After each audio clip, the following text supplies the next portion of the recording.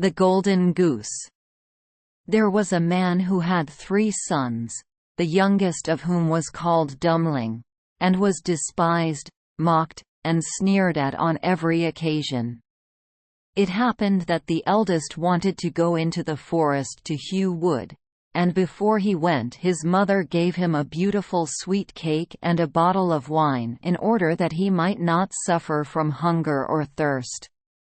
When he entered the forest he met a little gray-haired old man who bade him good day, and said, "Do give me a piece of cake out of your pocket, and let me have a draught of your wine. I am so hungry and thirsty." But the clever son answered, "If I give you my cake and wine, I shall have none for myself. Be off with you." And he left the little man standing and went on. But when he began to hew down a tree, it was not long before he made a false stroke, and the axe cut him in the arm, so that he had to go home and have it bound up. And this was the little gray man's doing. After this the second son went into the forest, and his mother gave him, like the eldest, a cake and a bottle of wine. The little old gray man met him likewise, and asked him for a piece of cake and a drink of wine. But the second son, too, said sensibly enough, "What I give you will be taken away from myself. Be off." And he left the little man standing and went on. His punishment, however, was not delayed. When he had made a few blows at the tree he struck himself in the leg, so that he had to be carried home. Then Dummling said, "Father, do let me go and cut wood." The father answered, "Your brothers have hurt themselves with it. Leave it alone. You do not understand anything about it." But Dummling begged so long that at last he said, "Just go then. You will get wiser by hurting yourself." His mother gave him a cake made with water and baked in the cinders, and with it a bottle of sour beer. When he came to the forest the little old gray man met him likewise, and greeting him, said, "Give me a piece of your cake and a drink out of your bottle. I am so hungry and thirsty." Dummling answered, "I have only cinder cake and sour beer. If that pleases you, we will sit down and eat." So they sat down, and when Dummling pulled out his cinder cake, it was a fine sweet cake, and the sour beer had become good wine. So they ate and drank, and after that the little man said, "Since you have a good heart, and are willing to divide what you have, I will give you good luck. There stands an old tree, cut it down, and you will find something at the roots." Then the little man took leave of him. Dummling went and cut down the tree, and when it fell there was a goose sitting in the roots with feathers of pure gold. He lifted her up, and taking her with him, went to an inn where he thought he would stay the night. Now the host had 3 daughters, who saw the goose and were curious to know what such a wonderful bird might be, and would have liked to have one of its golden feathers. The eldest thought, "I shall soon find an opportunity of pulling out a feather," and as soon as Dummling had gone out she seized the goose by the wing, but her finger and hand remained sticking fast to it. The second came soon afterwards, thinking only of how she might get a feather for herself, but she had scarcely touched her sister than she was held fast. At last the third also came with the like intent, and the others screamed out, "Keep away!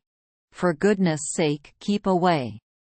But she did not understand why she was to keep away. "The others are there," she thought, "I may as well be there too," and ran to them. But as soon as she had touched her sister, she remained sticking fast to her. So they had to spend the night with the goose. The next morning Dummling took the goose under his arm and set out, without troubling himself about the 3 girls who were hanging on to it. They were obliged to run after him continually, now left, now right, wherever his legs took him.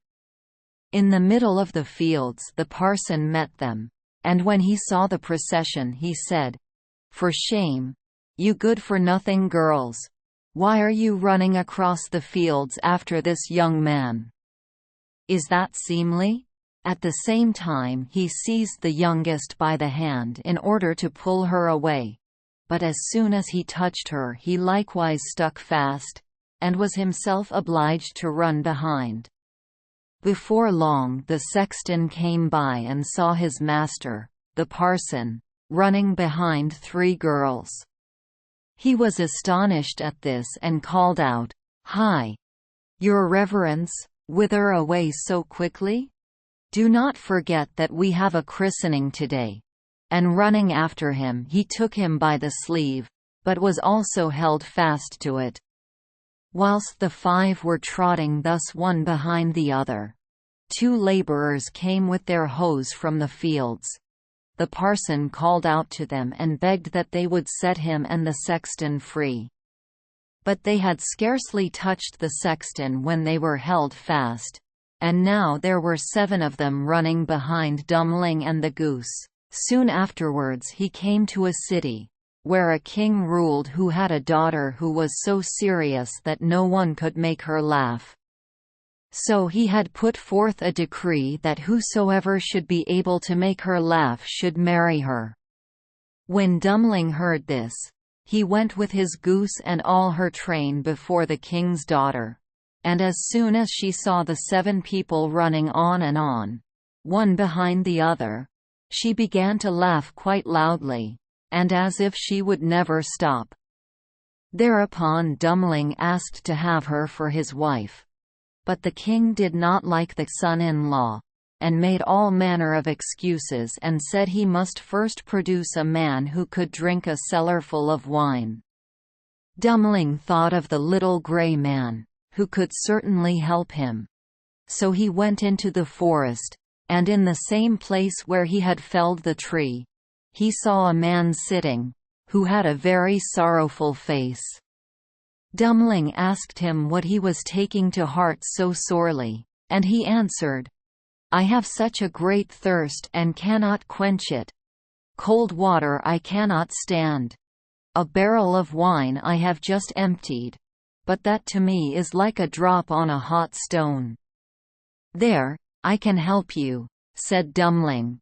"Just come with me and you shall be satisfied." He led him into the king's cellar, and the man bent over the huge barrels, and drank till his loins hurt, and before the day was out he had emptied all the barrels.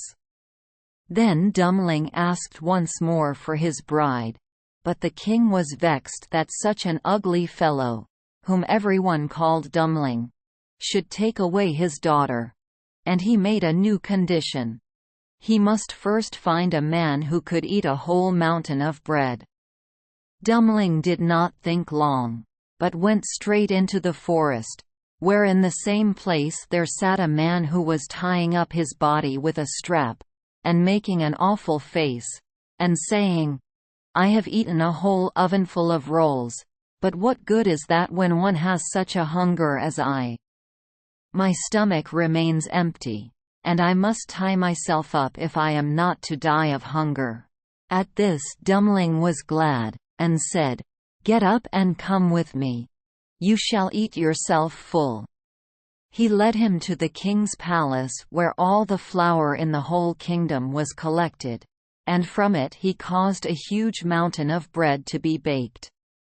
The man from the forest stood before it, began to eat, and by the end of one day the whole mountain had vanished.